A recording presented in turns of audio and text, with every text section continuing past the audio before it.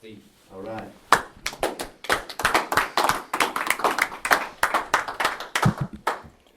Thank you. I'm Steve Pope. I'm an alcoholic. Hi, Steve. And I'll take this off if it's okay. If it ain't, I'll leave it on now. I'm sober enough to follow the rules. You know, you feel like you're kind of in the principal's office. You're standing up and these people are all staring at you like you're in trouble or something. I'm awful glad to be, man. It's nice to be at another meeting that ain't ours, that's live. I ain't never done no, this is the first Zoom I've ever been around. It kind of makes me want to run when you hear that word Zoom. You know, it's first, and my wife, she goes to them. They're doing one tonight. Of course, they got better sense to be doing this one, but they're listening to another one. And but you know, if you think about it, and I don't know what I'm going to say tonight. I was telling Steve I had this mess back the 1st October, and my memory and some of my mind ain't all that. Well, it wasn't all that to start with. It damn sure ain't now.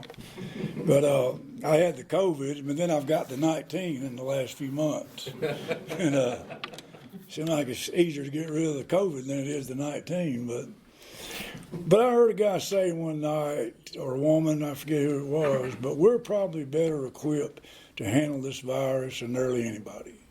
And we've learned how to live with a killer illness. And we've learned how to take things a day at a time, or more so even than that, for as a right now at a time. We don't live months or weeks at a time. We live in what's in front of us. And we tend to take whatever God sends us and we deal with it because we got tools. Of course, the only tool we had, or maybe a couple of different kind of tools before here, we drank them or smoked them or shot them or whatever you done with them. But now we don't have to do this. And I've been sober since December the 8th of 1988, and I'm very thankful for that. I'm a member of the Steps to Recovery group. We meet about 3 miles outside of Coates on Tuesday and Thursday nights. We'll start up in about 20 minutes. And that's the only sobriety date I've ever had, and I'm very thankful for it. Well, the only permanent one I've ever had. I had one back in 1969 in Alabama when they put me in the penitentiary. I had about 2 years worth of sobriety then. But when they let me out, that changed. And but this is the only sobriety I've ever had, and I'm one of them people, and I certainly don't mean to offend nobody if I do, I'm one of them people that don't understand why you would leave here. I don't. I was raised in Alabama, and there was a big whiskey place in Lynchburg, Tennessee, just up the road from where I was raised. They make Jack Daniel's whiskey.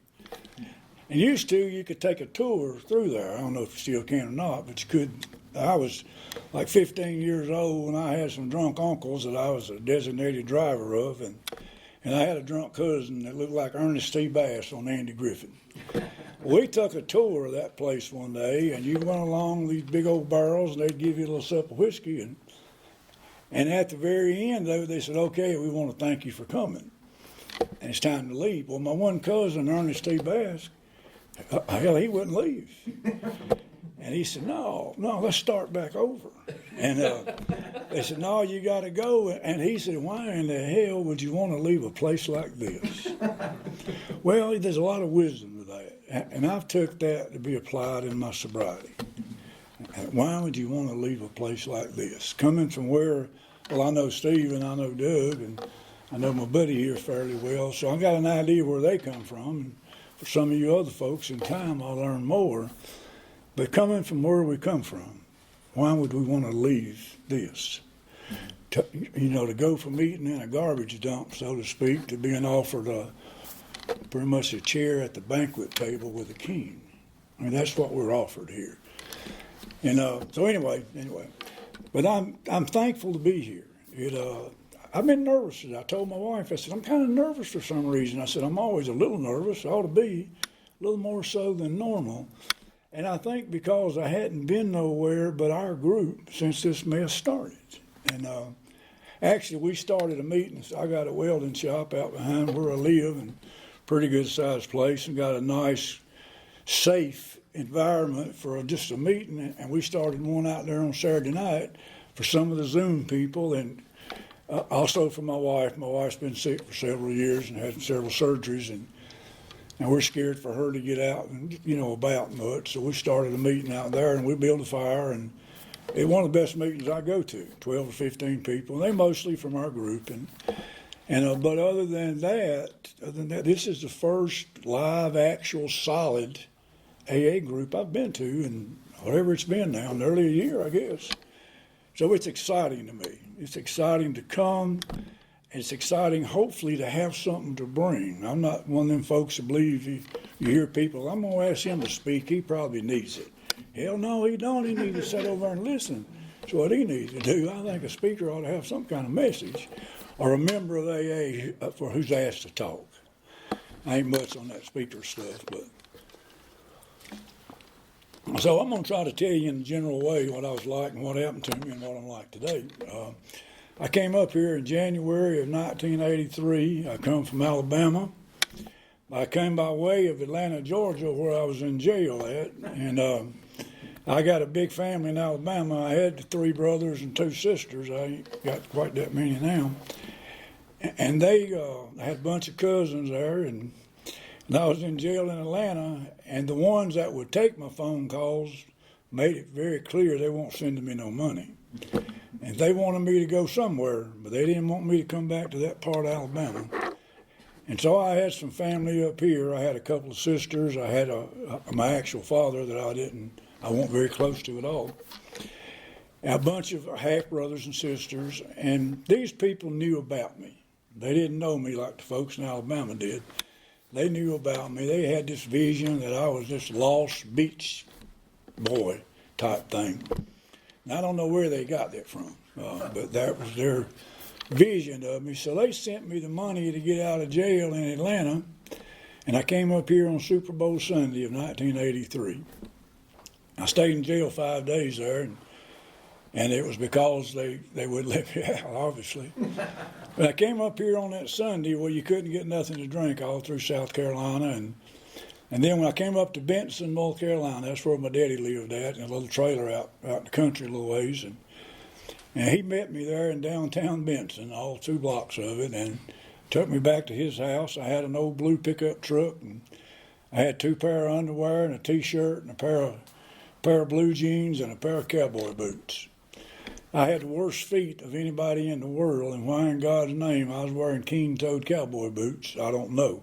Of course, I don't know a lot about them days, period, but he took me out there and he said what I needed to do was to stay away from them people and get around these good people here around Benson. And I don't know how well you know about Benson. Hell, that's the white liquor making capital of part of North Carolina, I reckon.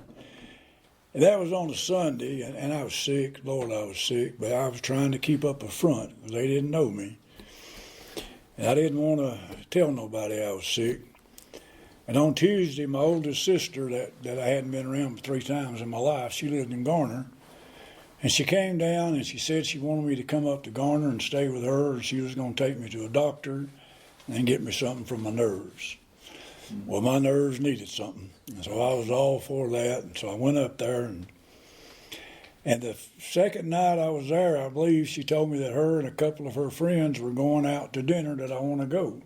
Well, I still ain't had nothing to drink yet. This was like 5 days. And I said, no, I don't want to go out to, go eat nothing.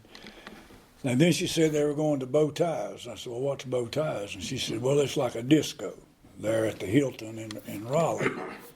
And I said, well, I used to like to dance back in the 70s or 80s, and I said, I'll go for that. And anyway, she was a Southern girl, and she didn't have enough sense not to let me drive. And so I was driving. It was an old nasty night, kind of like tonight, and we picked up her first friend, and I'm thinking, oh, God. And this loudmouth cussing woman got in the back seat of that car, and I thought there ain't enough whiskey in North Carolina to make this night work. And so we went and picked up her other friend. Her other friend went to get in the car, and my eyes caught hers through the rearview mirror, and I thought that's the prettiest woman I've ever seen in my life. And I'm not going to do it. I reckon I'm on television or something here. But what I did, I winked at her. And I'm not going to wink. It's too powerful. I'm afraid it cause trouble. But I winked at her, and except for about 3 months when she left me, we've been together ever since. She's obviously one of us. She's got some mental problems. Obviously, she left a long time marriage to come with me. I'd been married 4 times at that time and didn't have doodly squat. But me and her started one hell of a road of happy destiny. And there's 3 weeks difference in our sobriety, and we've got a fine life because of Alcoholics Anonymous. She's home tonight. She's recovering from another surgery. She's had 5 major surgeries in the last 3 years. Actually, the last time I talked to Steve, we were in Pinehurst at the time. Back in September, she had brain surgery, and that just helped her tremendously. She'd had cancer and had that and radiation, then 2 spinal surgeries, and she couldn't walk. And they thought this brain surgery would work, and it did. It did. She got to where she could walk pretty good, and we were sitting at the kitchen table and on a Sunday evening, and I made supper and fixed her a place there at the table, and I brought her a plate and went back to the stove to get mine. I heard a racket, and damn, she didn't fall out of the chair there at the kitchen table and just crushed her hip bone, or fractured her hip bone. So she spent 22 days in Wake Med. She got out Tuesday a week, and she's got a girl that she sponsors, a good friend of ours. She's staying with her till I get back home tonight. So, and otherwise she'd be here. She'd be with me. She loves here. She said to tell y'all hi, the one that she knows, Steve and Miss Steve, and some of the people in our rental property call my wife Miss Steve. It just pisses her off when they do that. Some of the young ones, but anyway, that's how I ended up in North Carolina, and I can tell you old drunk funny stories until it's daylight about what I'd done on before that. I didn't ever aim to be an alcoholic. I hated alcoholics. My 3 uncles that were my older brothers, I was raised by my grandparents, and my 3 uncles were my role models, and they were, by the time, I don't think neither one of them lived to be 35. One of them, the oldest one, died at 32 in a truck wreck, and he was tore up so bad he couldn't open the casket in the funeral. And my favorite uncle killed himself sitting on Mama's couch. She was trying to get him sober. Mama knowed how to feed whiskey enough to keep DTs away, and she even had the bootlegger bringing her whiskey, and they wouldn't charge her for it. We lived in a dry place, and he found one of Daddy's old guns and killed himself. I don't know if it was on purpose or not, but it don't matter, he did. He was 33 or so, and then my baby uncle, the one that always tried to get me to do halfway right, he was 34 and died of cirrhosis of the liver. So that was my role models. They taught me how to be a man and taught me what a man was and how a man done. And I've tried for the last 32 years to try to unlearn that stuff they taught me, because it sure wasn't worth knowing. And other than it got me to AA, but anyway, that was the life I had. My grandparents, they were good folks. My granddaddy was an old man. I guess for today you'd call him an entrepreneur. Or daddy was a hustler. He couldn't read and write, but all these boys he had, and he had 2 daughters. They had a house full of young'uns, and all of them did. Well, Daddy supported everybody. I mean, it wouldn't be nothing for there'd be 10 or 12 people eating breakfast, and then 2 hours later, a bunch of young'uns eating breakfast, and then these sorry-tailed daughter-in-laws eating breakfast on up after daylight. And that was their everyday thing. It wouldn't be nothing for the police to be out there. Where we lived, everybody lived, kind of like a pre-hippie commune type deal. And my uncles would be fighting with each other, or my cousins, and after I got a little bigger, fighting with me. And the police was out where we lived all the time. There wasn't nothing new. Our neighbors would sit on the front porch, and it was kind of like their entertainment. Them uncles would fight with chainsaws and shovels, and it was a hell of a mess. But you can get used to it. And that was the only life I ever knew. Now, that don't make me an alcoholic, but it certainly contributes to the isms, I believe. And like I said earlier, I was their designated driver. Daddy would make me drive them because after that one uncle got killed, they were just terrified all the time about him coming home drunk and driving drunk. And so they'd make me drive them around. I'm 12 or 13 years old and hauling 2 or 3 drunks in an old pickup truck around. And the police knowed that I didn't have no license. I'm here 12, 13 years old driving around bootleggers and coming back from Huntsville. That was where you could buy liquor legally. We lived in Dry County. You think the police know that I was a young'un, but they'd rather me drive than have one of them drive. The only time I ever got a ticket was when I flipped one of them off. It don't matter how old you are, if you flip a cop off, it's going to be problems. And I flipped one off at 13, and they didn't think it was nowhere near as funny as I did. And so that started me off here.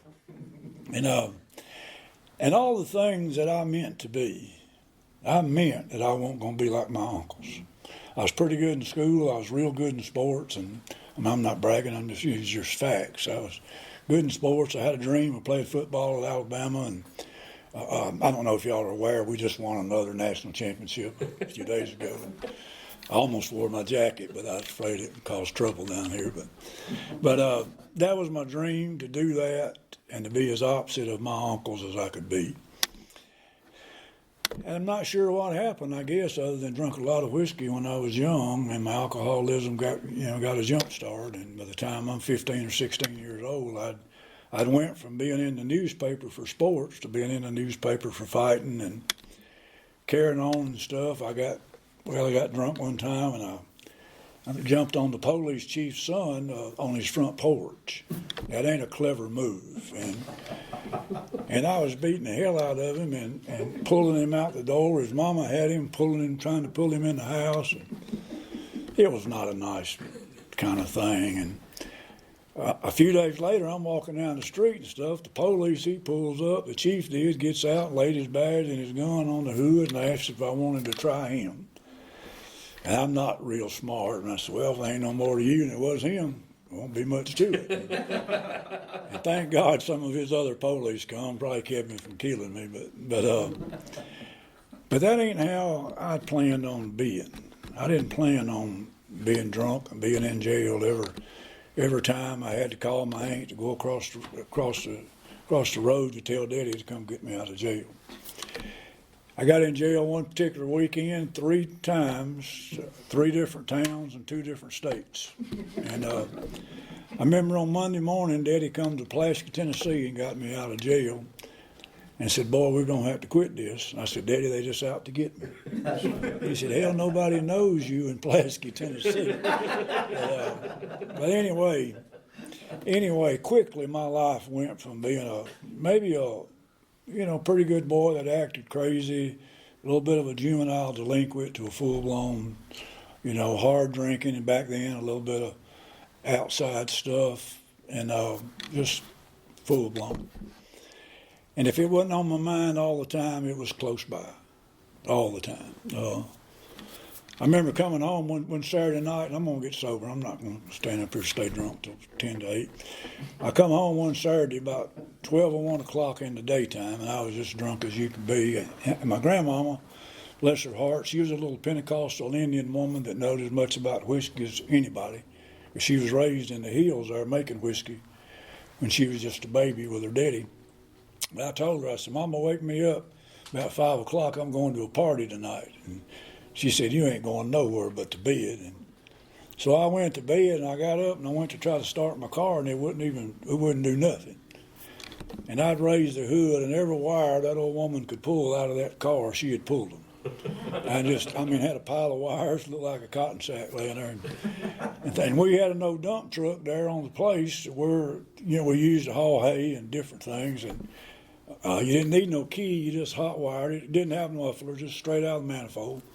And I thought, shit, I'm going to that party. Well, I took off in that old truck, fired that shooting everywhere. And I come home that night about midnight, and it was 3 miles out of town where we lived, and then you turned down a dirt road. And just about the time I got ready to turn, the police turned the lights on. I thought, well, I'm nearly home. Ain't no sense me stopping now. So I drove. They're trying to get by me. I'm that old, narrow little dirt road, and I wouldn't let them by me. And I went to turn in our driveway. We lived up on a hill, and when I did, the old truck door, you wired it too. Well, it come open. I fell out. Battery turned over. The truck died. And then police got out, and they went to whooping me with flashlights. It sounded like dove season. They hit me with them lights. And I was drunk enough to where they couldn't really hurt me. They'd beat me down, and I'd get tickled. I was trying to stand up. They'd beat me down again. And after a while, I heard the prettiest sound I ever heard in my life. I heard my granddaddy grunt. and he was a grunter. He didn't have to speak, he just grunted. And you immediately straighten up. But Daddy grunted. And I looked up, and he's wearing one of them old men dresses that they used to sleep in at night, and he had a .45 pistol. I bet you was that long. And told them police, said, don't y'all hit him no more.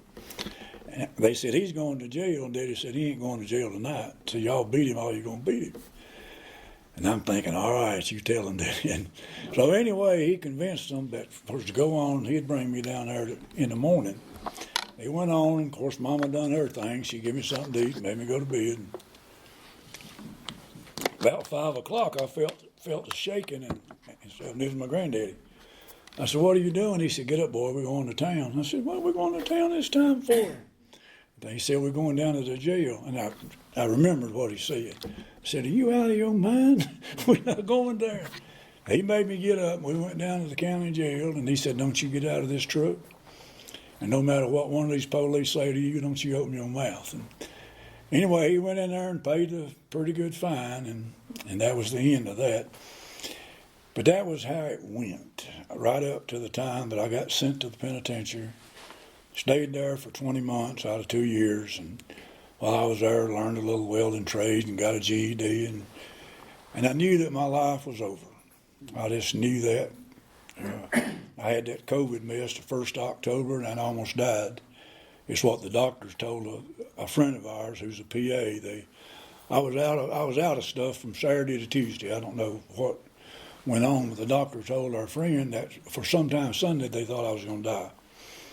Well, that was kind of like that to me. The best I could tell, my life was done. I'm 18 years old. Went from having these great dreams of a chance to, fulfill some of them. And I'm in the penitentiary. And you don't generally hear many success stories leaving the penitentiary and, bouncing back on top. I stayed there for 20 months, and I planned how my life was going to be. I was going to get out and take care of Mom and Daddy because Daddy had sugar. And he was old, and he was going blind, and I was going to tend to him and look after him. And I got out, and the second day I was out, I was as drunk as I'd ever been.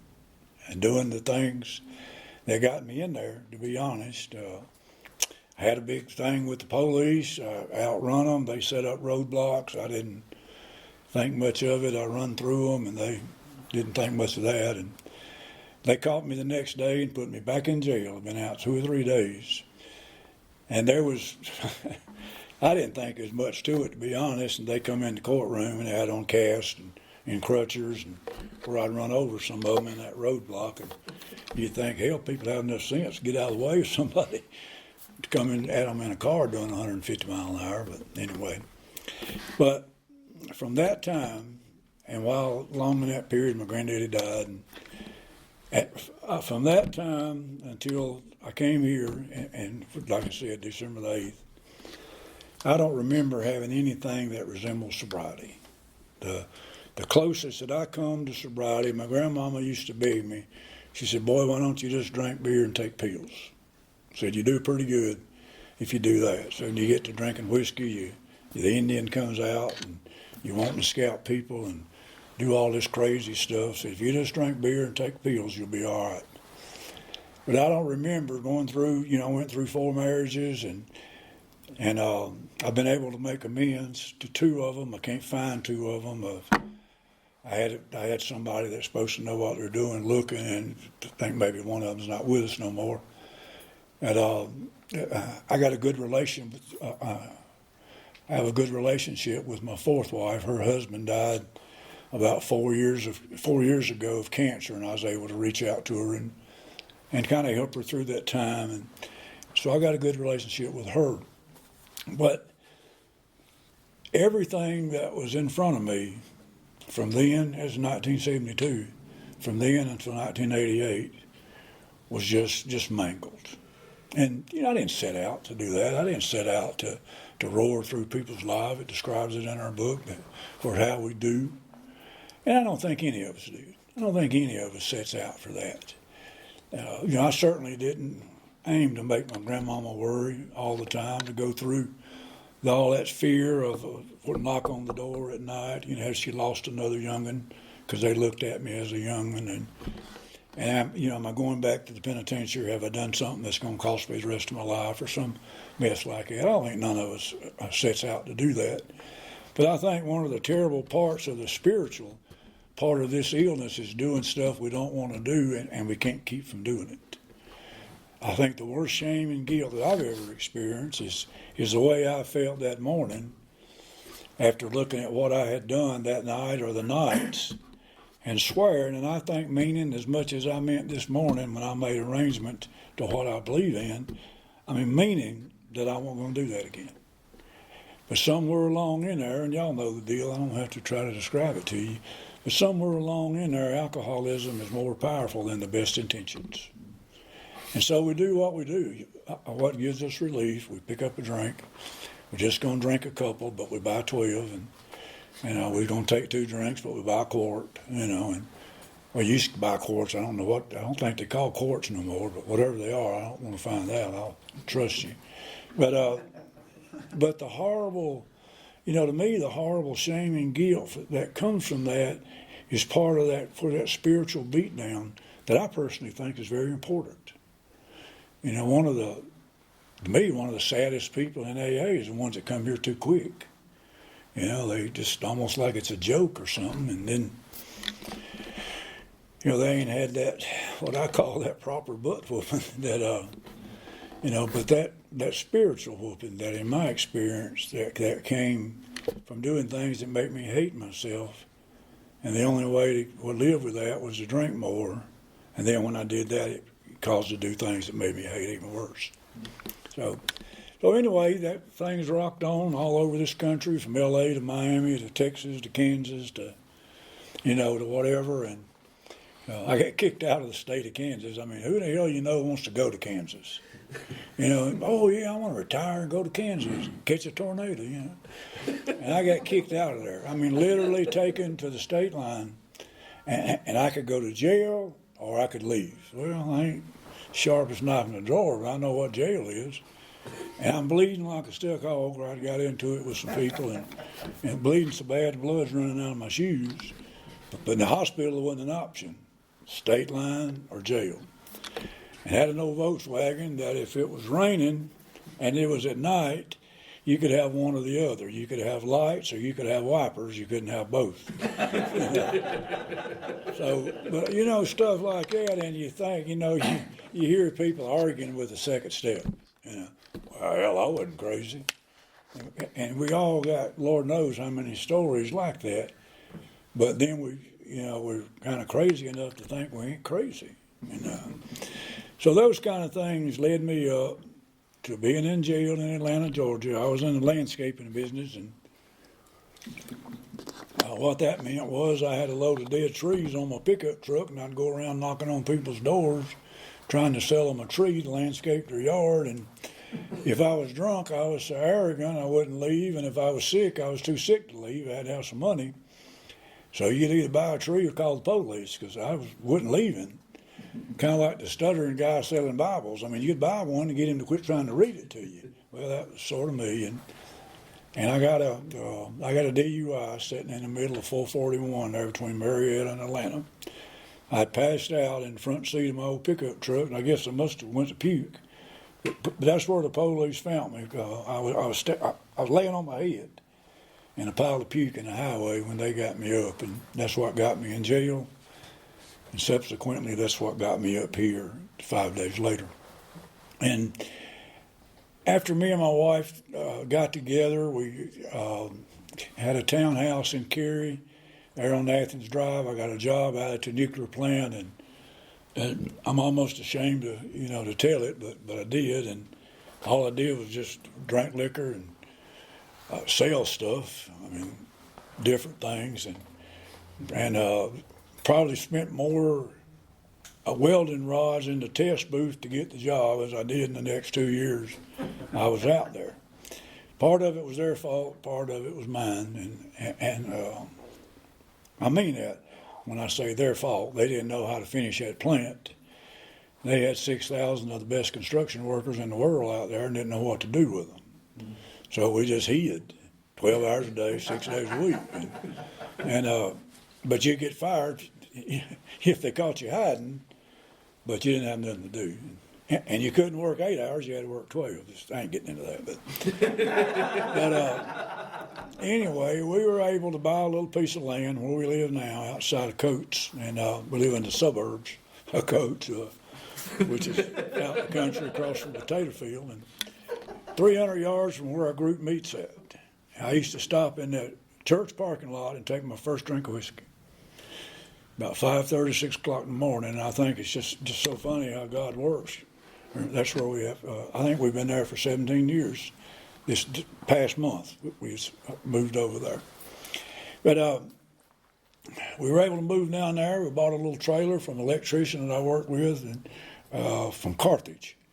That's where he was at. We bought a little trailer and set it up down there and put us up electric fence. And I had a black chow and a white bulldog. And we're going to we're going to be Ozzie and Harriet. You know, our white house and picket fence was an old trailer and electric fence, but we had the same idea. And you know, it was kind of like being in the penitentiary, meaning to get out of there and do right, and being ashamed of yourself in the morning, and kind of meaning to do right. Well, that was the same way there. And me and my wife, or especially me, was going to straighten up and do right. I heard my grandmama say that till God, it just echoed in my head. Why don't you straighten up and do right? And I was scared to say it, but I thought, why don't you show me how? Don't tell me, God. I heard preachers and doctors and, you know, well-meaning folks try to tell me, but nobody ever said, come on, let me show you. And thank God that's what we do here. We show, we don't tell. But anyway, we tried to set it up, and it didn't work out. You know, what average night was, we would get drunk and start out, we're going to cook out, and we're sitting out on the back porch doing what regular people do. And somewhere during the night, what would normally happen, I'd say something, she'd say something, a fight would start, throw the food out in the yard. We had some fat dogs because they got to eat 75% of what we cooked out with. And then it was just all hell would break loose. And I told you that my wife left me. She left me around August of '88, and thank God she did. We had a big blowout. I'm kind of glad she can't hear it, so I'll tell it. But we had a big fight. We was fighting out in the yard, and I had a bunch of trees I planted. And this was a bean field when we moved there. And I, landscaped the yard and tried to set it up into a nice home. And she had a Toyota Celica, and she run over every tree in that yard, every bush. She done donuts in this sod I put out. And of course, I threw the concrete block through the windshield and a few things. And she had all of her clothes in the car where she was going to leave. I don't know why she threw them clothes out, but she did. And she got right there at the driveway and looked around and waved at me singularly. And she said, "Take that, you MF." And I said, "Hey, you missed a couple around back." Well, she shot around there and run over them 2 trees and took off, and I just set her clothes on fire, burned every damn clothes she had up. And we've done a lot of things in the last 32 years, but we ain't fought over clothes or over what I spent in the yard. But and that's what happened. She left me there with them dogs and with me. Every problem I had in the world was gone. I couldn't blame her. I couldn't blame nothing. Why I done like I did. And I know it's physically impossible, but I don't remember trying to have a sober breath from that day until that night I came here on a Thursday night over at a mental health detox in Smithfield. And I begged them to take me in. They didn't want to. I had some other problems, and they didn't think they was equipped at that time to handle them. And I said, if you don't help me, I'm going to die. And that may be as honest as something as I've uttered in a long time when I told them that. And they took me in on a Thursday night at the time you couldn't smoke, but every 2 hours you could smoke for 10 minutes. And on Saturday I was starting to think maybe I jumped the gun. I was kind of come a little too soon, that they needed to let me out. And they wouldn't let me out. They said I had to be off this medicine I was on for 72 hours before they could release me. I called them every name you could call people, trying to get them to kick me out. I called their mamas and their sisters' names you don't like to hear your mama and sister called, and they wouldn't let me out. They just ignored me. And then on a Sunday, told me there was an AA meeting on the next side. I was on the nut side, and on the other side, and the catcher was, I wish I could say some great spiritual thing, but what got me into my first AA meeting that I wasn't sentenced to was that you could smoke all you wanted to. Well, I went waddling over there in my little paper attire and sat down on a fireplace hearth right inside the door, as close as you could get to getting out. Smoked, I don't know how many cigarettes I smoked. And for me, my miracle happened in there that night. And I believe God sends us all one, whether it's a great home group like this or a great sponsor or whatever the case. But that night, something happened to me that I've never been able to describe. I wish I could put it on a pencil and a piece of paper, but all I can say is I surrendered. Now, I don't remember thinking, all right, I'm going to go to AA and be a spiritual giant and go down to Steve's group and laugh at him. I don't remember thinking nothing like that, but I knew my life as I had known it up to that time, I'm 37 years old, was over. I knew that. And I didn't know what that meant, but I knew my life was done.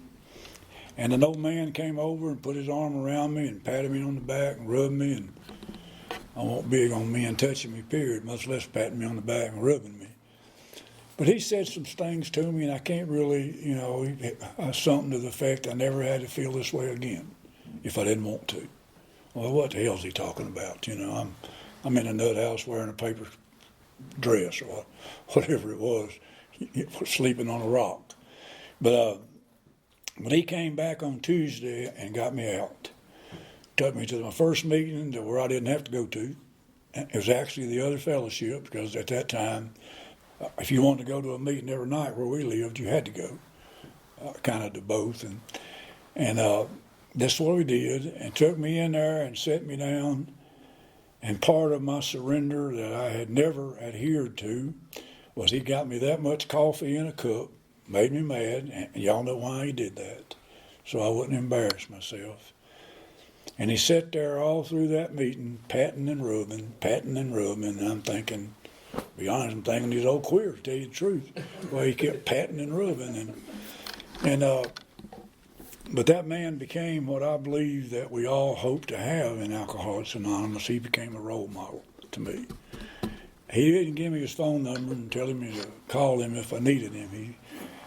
He introduced me into his life, and he showed me how a member of Alcoholics Anonymous acts. Showed me how you talk to your wife. Your wife is not named B. Her name is Susan. That's her only name. You don't call her nothing but that. And I'd had a lot of wives with the same name. All of them started with a B. But he showed me how you talk to the checkout counter lady at the IGA. Showed me that you didn't walk through a door in front of a woman, you held the door open. It ain't because you some great guys, because it's the right thing to do. I didn't know that. And I remember when I knew that this thing kind of had me hooked, at about 9 or 10 months sober, and we went to a speaker meeting one Sunday night, and about 10 minutes before the meeting started, the chairperson got up there and said, now go get your coffee and your drink before the meeting, and after the meeting starts, if you can, don't get up and move around and stuff. I sat right there wanting a cup of coffee, bad as I could want one, but would not get up until the meeting started, because they weren't going to tell me what to do. I went to get up, and he pulled my shirt and, motion like that, and I said, what? And he said, sit down. I said, what? I'm thinking he's got some great wisdom to tell me, and he just told me to sit down. Well, I'm thinking all through that meeting, I'm getting me another sponsor. I mean, who does he think he is telling me to sit down? And I'm a gangster, and he's telling me to sit down. And after the meeting on the way home, I was kind of pouting. He said, what's the matter? I said, well, you embarrassed the hell out of me in that meeting. And he said, don't get up no more. He said, the reason they said that is because you're distracting everybody around you getting up during the meeting. And it's a man standing up there trying to help save your life, and you walking off talking to people, getting coffee. Sit down. Thinking, I know this ain't going to work right here. But I didn't realize that till a few years later on that I just did what he said.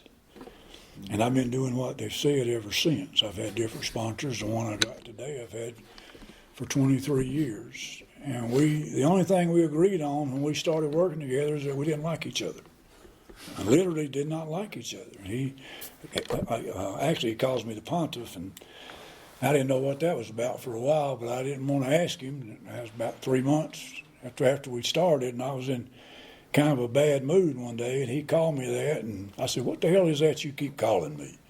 You know, and he laughed, and he explained my last name was Pope, and that's what they call the big Pope, I reckon. And I said, okay, that's what I thought. I didn't want to tell him I didn't have enough sense to know that, but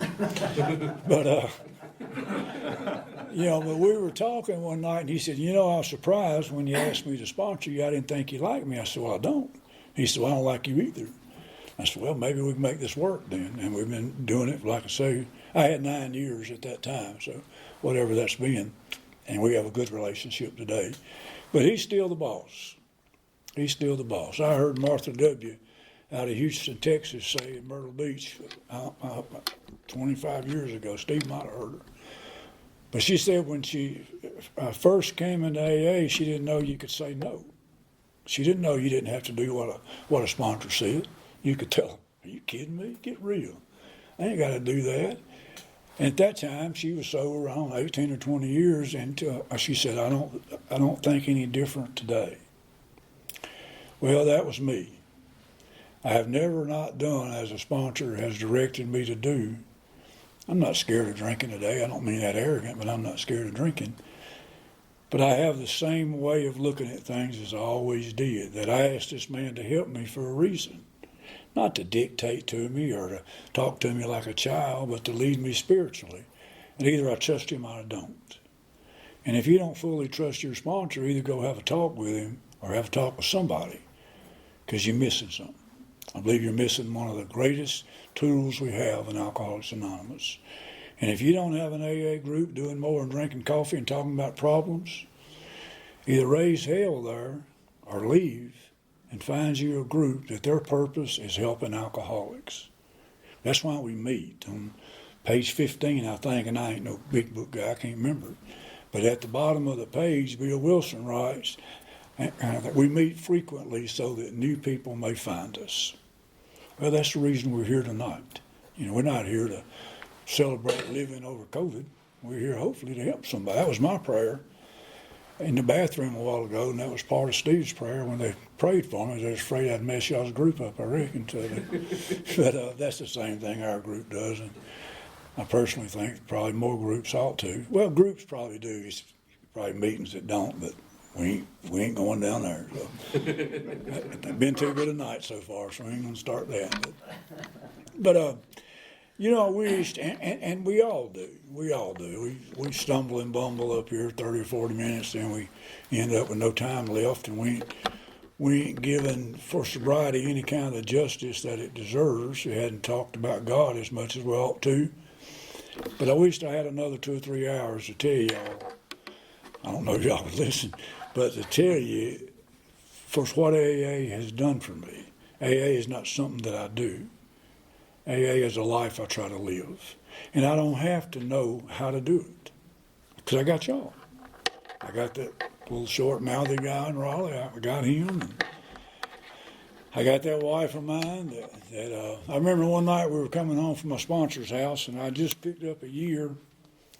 It was a Saturday night. We used to go to his house every Saturday night. His wife was my wife's sponsor, and we'd go to their house after the meeting, and we were coming home, and I told her, I said, now, if you got any major decisions coming up, since you don't have a year, you might want to run them by me first, and because I had 3 weeks more than her, and she looked at me like I was still drunk, and she's probably the greatest sounding board I have in my life today. Y'all have shown me how, but she makes me want to be the kind of man I never dreamed a man like me could be. I mean, she's my life. I get to take care of her. She's been in a wheelchair for a little over 3 years now, but I get to make up for a lot. I got a couple of wives I can't find. Well, I can find her.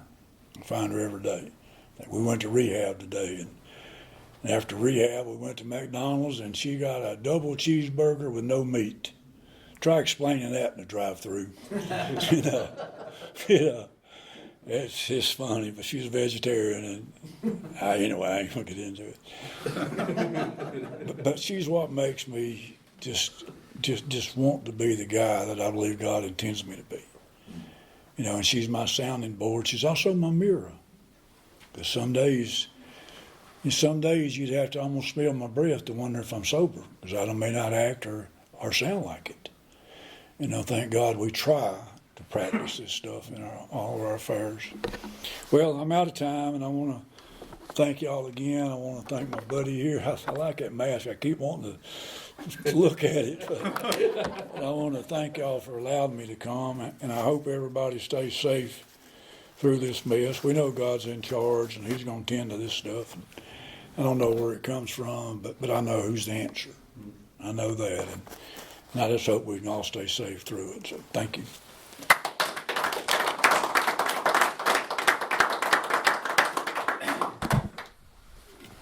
Think I can speak with?